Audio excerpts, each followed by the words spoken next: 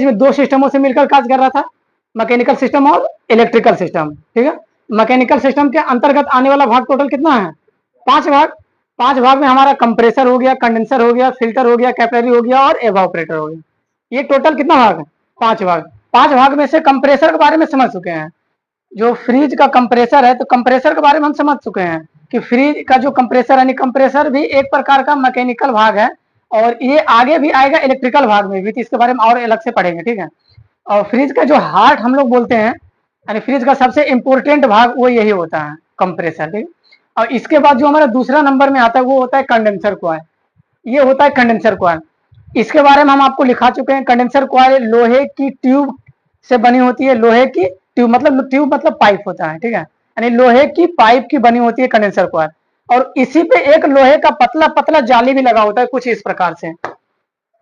लोहे का पतला पतला जाली लगा मिलेगा, कुछ इस प्रकार से पतला पतला जाली इस पे लगा होता है ऐसे सपोर्ट के लिए, ताकि ये जो हमारा पाइप है लोहे का वो इधर उधर कहीं बिखरे नहीं, इसलिए लोहे का पतला पतला ऐसे जाली लगा होता है इस पे। इस प्रकार से पतला पतला इस पे जाली लगा होता है। ये जाली लगने के वजह से ही हम लोग इसको बोलते हैं वायर मेश कंडेंसर कॉइल। ठीक है, अगर ये पतला पतला जाली लगा हुआ नहीं होता तो इसको वायर मेश नहीं बोलते। वायर मेश इसीलिए बोल रहे हैं क्योंकि ये छोटे पतला पतला वायर के साथ मिल करके ये बना हुआ।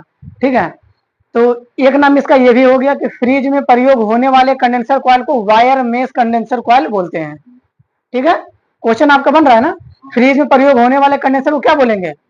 Wire mesh condenser coil. ठीक है, इसमें टोटल 2 मुंह होते हैं, एक इन और एक आउट।